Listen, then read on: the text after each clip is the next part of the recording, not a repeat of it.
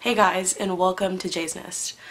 Today is a Jay Jabbers, and a Jay Jabbers is just this little series I do on my channel where I just talk about random things. It's kind of impromptu. They're just really easy for me to edit, and it's a nice chatty chat video. Today we're going to talk about the best cloth diaper advice that I received. I started doing research into cloth diapers a little over 5 years ago, back in 2014. And before I started cloth diapering, I received some really good advice that still holds true. And at the end of the video, I'm going to give you a little bit of additional advice, things that I wish I would have heard when I started out with cloth diapering. So let's get started. The first piece of advice is get boosters. Now, I personally use tons of things as boosters. I use inserts as boosters, doublers, boosters, inserts. I kind of use them for the same reason, to just add to my diapers, to give them a little boost of absorbency. I'll use this as an example. This is a Thirsties hemp insert.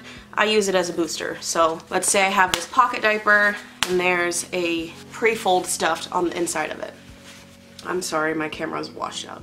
So I pad fold the Prefold, and if I feel like this is not enough absorbency, I'll actually add this insert to kind of boost the absorbency of my diaper. Technically, the definition of a booster is a type of insert that cannot be used by itself.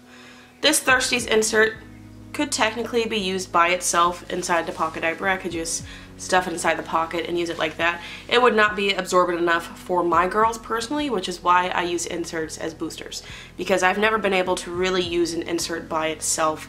I always have to pair it with a flat or Prefold. And that's the same line as a doubler as well, to double up the absorbency of your diaper, to boost the absorbency of your diaper. So one of the best pieces of advice is to get extra inserts, boosters, doublers. I really enjoy hemp inserts as boosters. Hemp is pretty darn absorbent, and it's also really trim, so you can add it to your diapers without getting a lot of bulk.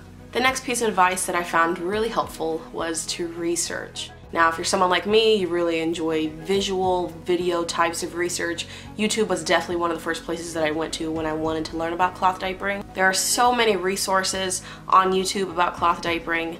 That's why I have my channel here for. This is where I came in 2014 when I wanted to learn about cloth diapering, and now I share a lot of my experiences and what I've learned with you guys. And nowadays there are just way more resources out there, not only just from YouTube. There are tons of content creators, but there are also blogs, there are Facebook groups, there's Baby Center, Diaper Swappers. I'm not sure if people still use that forum. I know it kind of died out these past few years, but that was another one where you could buy and sell diapers, but you could also ask questions and learn about cloth diapering. I think there's also like Pinterest and Reddit, but I'm not really into those websites. So there are a lot of places that you can learn about cloth diapering when it comes to online. But with this researching thing, I think it's very helpful to go to like these Facebook groups or search through YouTube to figure out the pros and cons of cloth diapering. Cloth diapering is not perfect. I could be here just telling you guys all the wonderful and beautiful things about cloth diapering and how it's changed my life, and I have done that stuff. But I also like to be realistic on this channel, and there are issues that you can come across. Now, that's not something I realized when I started cloth diapering. There wasn't a lot of information out here on YouTube talking about the downsides of cloth diapering, that, you know, I could run into absorbency issues, or I could run into leaks, or I could run into wash issues, because there's some people that are like, use a tablespoon of detergent, and then other people like, use line 5 detergent. So there's really a lot of mixed information out there. So I just didn't feel well equipped to handle some of the trial and errors that come with cloth diapering, and I just wasn't aware of it. And I'm someone who likes to be aware of everything. I like to be aware of all the good things about something and also the bad things about something. Now, when I share the bad things about cloth diapering or the downsides of cloth diapering, it's not to turn you off, but it's to be realistic and equip you with the information that, you know, you might come across some of these issues along the way. I think it's helpful to know that information. It's helpful to know the pros and cons. So join some Facebook groups, kind of type in some things that you're thinking about. Maybe you're curious about meconium, so type meconium into the search bar and kind of see what people's experiences are with meconium. The cool thing about Facebook groups or forums like Baby Center is that you get tons of opinions. The bad thing about YouTube is when you're here on my channel watching my videos, you get my opinions, my experiences, and that's just kind of a singular source of information. Unless people are commenting down in the comment section their experiences, which I really try to open up my comment sections for you guys to share your experience as well, because I want this to be interactive. I want people to go to the comment sections and really see what everyone is saying about cloth diapering. I think that is so valuable. This channel isn't just about my experiences. I like when you guys share your experiences as well. You know, you go to Facebook, you type in meconium, and you see what people are saying about meconium. You know, how they're dealing with meconium. Are they scared of meconium? Is meconium washing out for them? So those are just some things to think about and consider. And if you're wondering, meconium is water soluble. It washes out pretty easily. Sometimes it does stain, but not for everybody. But generally speaking, meconium isn't something you need to worry about. There are some things you can do to battle meconium. If you're scared of it, you can put coconut oil on your baby at each diaper change to help the meconium slide off. You can use stay dry liners, you can use disposable liners.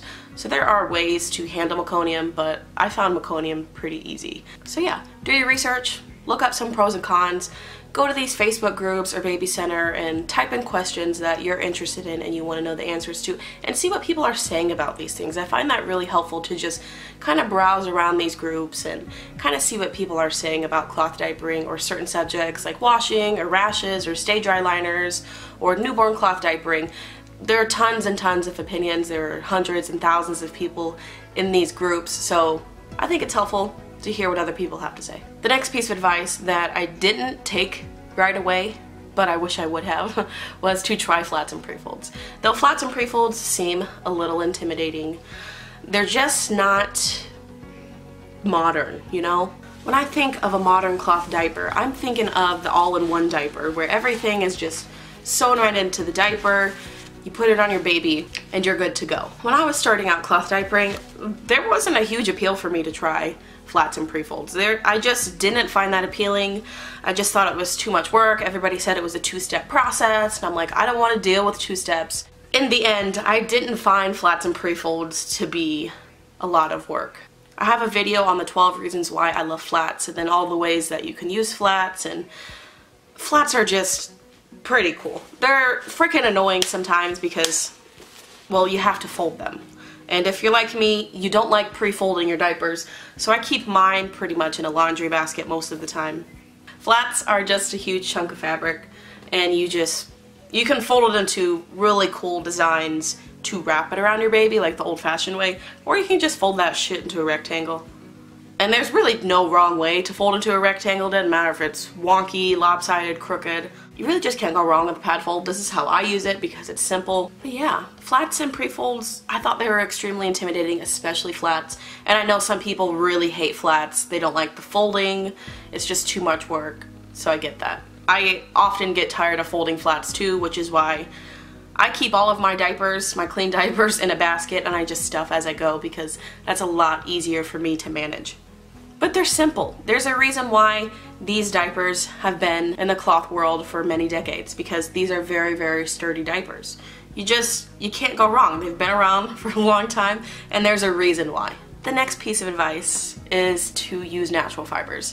Now, I'm sure most of you know I'm just not a huge fan of microfiber. It's just not my favorite diaper. It's just not my favorite type of fabric. I really like bamboo fabric. Bamboo is just really soft, but bamboo shrinks and it's freaking annoying that it shrinks. I also enjoy hemp fabrics. I have a video called The Downside to Bamboo.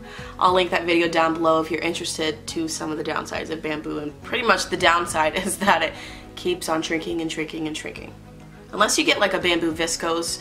In my experience, bamboo viscose doesn't shrink quite like a flat like this that's mixed with bamboo and cotton. But the main reason why I don't like microfiber is because of compression leaks. Now, the last time I used like microfiber inserts, specifically microfiber inserts, was 2015. Was probably the summer of 2015. Between summer and fall is when I transitioned of not using microfiber anymore. I do have a microfiber all-in-one. It's actually in the dryer, and I'm doing a review on it, and I'm not going to hold back on my opinion on that review. You'll have to wait for that review. But that diaper is made of microfiber. You know, I wish I would have started off with natural fibers instead of Bum Genius Free Times and Bum Genius pocket diapers with microfiber inserts. That was mainly my stash when I first started out. And honestly, I wish I wouldn't have been so scared of using flats and Prefolds or even just natural fiber inserts. I wasn't sure I wanted to invest in hemp because hemp is expensive. It's not cheap. For hemp inserts, for like 3 hemp inserts, you're gonna pay like $12 in United States currency. Like, that's not cheap. But the cool thing about hemp is that it's really sturdy, it's really absorbent, and it usually holds its resale value pretty well, especially compared to like a microfiber insert. Microfiber inserts, they're so cheap that a lot of times people are giving them away for free for shipping. But hemp inserts, they hold their value pretty well. The next piece of advice that I found extremely helpful is to just chill the fuck out, girl. Just relax. You might have to troubleshoot things. And the thing is, you're learning as you go. You can watch as many YouTube videos as you want, you can read as many blogs, you can go and read every single Facebook post about cloth diapering that ever exist, but one of the most valuable things you'll find with cloth diapering is the experience itself. A lot of people ask me some questions like, should I do this insert combination? Will this work? Or should I use disposable liners or stay dry liners? I get a lot of kind of one-off questions that really will just be personal preference, and I know that's usually not the answer people are wanting to hear, but it's hard saying what you're going to like for your own experience with your own child. So my advice is to just relax, you know, take it easy, don't stress yourself out too much. You're gonna learn so much from just cloth diapering in itself. You can take in all the information that you want about cloth diapering, but at the end of the day, the most valuable thing you'll find about the cloth diapering experience that you're going to have is that your experience is going to teach you a lot more than just the videos that I share. You might learn some basic information here. You're going to learn really valuable information about what you like and your personal preferences and what works for you by just jumping in and doing it. And I know if you're someone like me, just jumping in and doing something is scary as f, and it's not the easiest thing to do. I'm someone who likes to plan, I like to watch all the videos. This year I was intentionally gardening for the first time, and it was scary. I did research for about a year, and diving into gardening, all of that just went out the window. And from my gardening experience this year, I realized that the most valuable thing that I experienced was the act of gardening in itself. I learned a lot from just interacting with the plants, tending to the plants, caring for the plants, and just being submerged in the experience. Yes, at times it was overwhelming and I ran into issues like different types of wilts, fungal diseases, and bugs trying to eat my plants and kill them. And at times I felt like I didn't know how to handle those things, but luckily I had resources, I had support in order to handle those things, and I had a lot of people commenting on my Instagram. I was at my Instagram stories a lot talking about my garden, who would give me advice about how to take care of my garden. And just in that, I felt a huge sense of community, and I feel like if you're serious about cloth diapering, find some cloth diapering communities where you can connect with people, because there are people who want to see you succeed with cloth diapering. It honestly breaks a lot of our hearts when we see destashes on the Facebook swap pages of people who are like, cloth diapering isn't for me, I'm selling my whole stash. You get tons of people who are like, hey, please reach out to me, I want to help you make this work, do you need any advice, can I help you with this or help you with that? And sometimes the best knowledge comes from the experience itself. So those are the pieces of advice that I thought were really helpful when I started out with cloth diapering. Now, let me get to the advice that I want to give you guys. Things that I wish I would have heard when I first started cloth diapering. So my first piece of advice is that cloth diapering isn't all or nothing. I think a lot of us are fortunate enough to be in a place where we don't necessarily have to use cloth diapers. Now, let me put this disclaimer. This is not to discredit people who have to use cloth diapering because they just can't afford anything else, because there are people out there who have to use cloth. They have to repurpose things around their house, and that's how they have to diaper their baby. They're on a really tight budget, and that's what they have to do. But I think there are a lot of us who come to cloth diapering that don't necessarily have to choose cloth. Like, we could choose some really, really cheap disposables. Maybe if you have an Aldi near you, they have some really cheap disposables, and you could take that route with diapering your baby. But I think a lot of us are really fortunate to be in a place where we can have that choice. Like, that is such a privilege to have that choice where we can choose cloth, we could quit cloth if we had to, or we can use half disposables, half cloth diapering. With all that said, I wanted to say that cloth isn't all or nothing. So you don't have to use all cloth all the time. You can use a little bit of cloth diapers here, you can use a little bit of disposables here. When I first started off with cloth, I thought I was going to be judged so hard, probably from myself, if I used disposable diapers. I didn't want to quit cloth diapering, I didn't want to seem like I was giving up, but when I first started cloth diapering, I didn't realize that it could be a little bit this, a little bit of that. A lot of people actually do use a mixture of disposables and cloth diapers. A lot of people here that you guys probably watch on YouTube, a lot of other content creators, they also occasionally use disposables. So it's not an all or nothing thing. You know, I've said this before and I'll keep saying it again. There might be a time in the future where disposable diapers are just not a choice. I mean, the way that the world is going and how much trash we're consuming, I know for a long time I thought if something went into the trash, it was just gone forever. It was out of mind, out of sight, and now when I see things going to the trash, I realize that, yes, it's not in my house anymore, but that trash that I've been throwing away for decades is now just sitting beside me inside the earth, if that makes sense.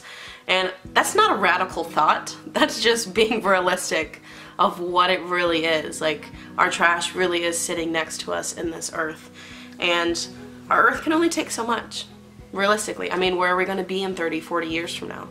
What's that going to look like at the rate that we're consuming? And the thing is, this isn't to attack people. This isn't to attack you for the trash that you create, because the truth is 70% of the waste that is created is actually created by these companies. So we create about 30% of that waste, but they create 70% of it. That is a lot of waste. And none of us question them. We just turn a blind eye to them. I see people attacking each other for like not living a zero waste life or a low waste life or whatever the hell. Like, come on now. Most of the waste is actually created by these companies, and for whatever reason, all of the responsibility has been put on us, which I think is bullshit. The waste they create is more than double of what we as consumers create. So we really need to question these companies, how they package their things, how they source things, and the waste that they create, because it's a little ridiculous. Anyways, I'm sorry for the tangent. My next piece of advice, very, very important. Listen up, don't go into debt buying cloth diapers. I know that sounds like duh, but it can be addictive. And if you're someone like me who likes to emotionally eat and emotionally shop, you might find yourself very, very addicted to all of these prints. It does get pretty addicting. So if you're someone with addictive personality, you like to shop, you like to blindly buy things, you're into the rush, you have FOMO, you know, the fear of missing out, this could be a rabbit hole for you, and I don't want you to go into debt buying cloth diapers. Please don't do that. It's not worth it. They're just shit catchers, okay guys? They're just shit catchers. Yes, they're cute. There are some prints that I just cannot part with or sell. Oh, I hear Willow. Here she comes. It can be really addictive to buy cloth diapers and to just buy every cute print, because honestly, these prints are like art, you know? They're just a creative, artistic expression, and a lot of them are beautiful, and they are fun to have. And sometimes you just want to keep up with everybody and buy all the cool prints, and then companies make you feel like you're missing out because they're limited edition prints and you have to have it before it sells out, and people jack up the prices on the buy, sell, trade page. So, you know, if you have, I don't know, a Thirsties print and it's limited edition, and these diapers cost like $13 a piece, their covers do. And then you see them on the swap pages for like $25, $30 because they're sold out now. So yeah, sometimes that makes you like want to go out and buy the print because you don't want to miss out on it. You can get caught up in the prints, that's fine. You can buy the cute prints, you can have fun. I promise you, you're going to miss these days once your babies are out of diapers. It goes by so fast.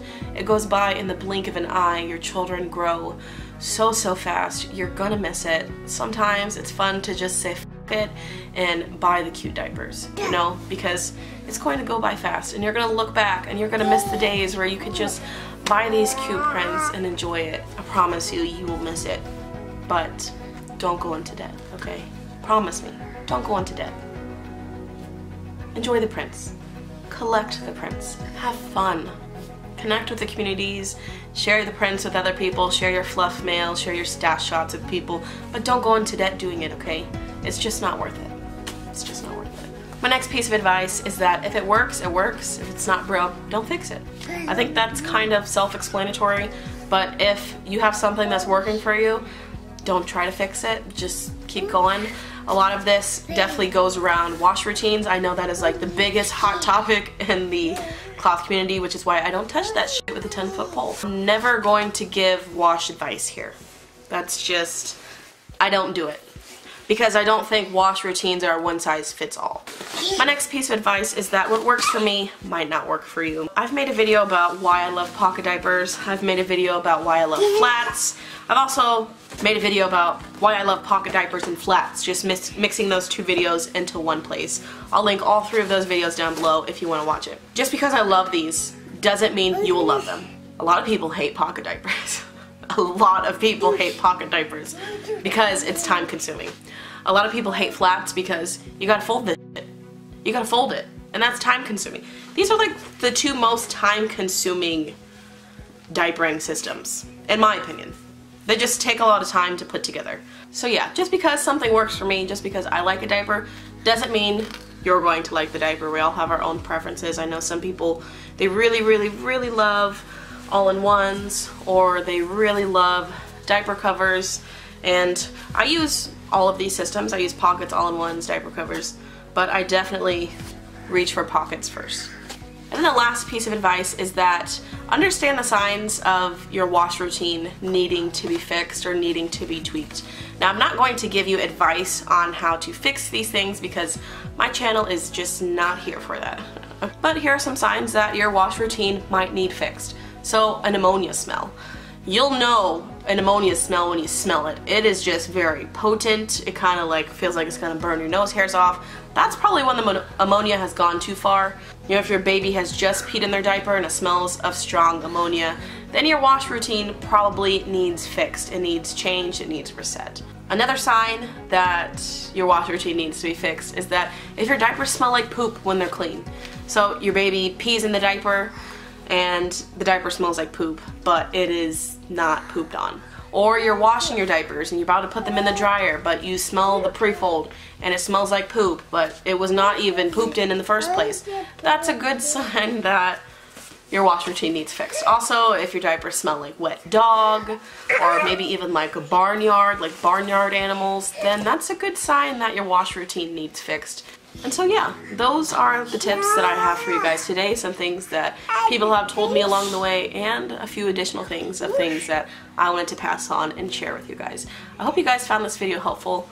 I can't hear. I've been sick for like a week. It's like the longest I've ever been sick. I'm so like snotty and my hearing is muffled. Hi. And my hearing is muffled.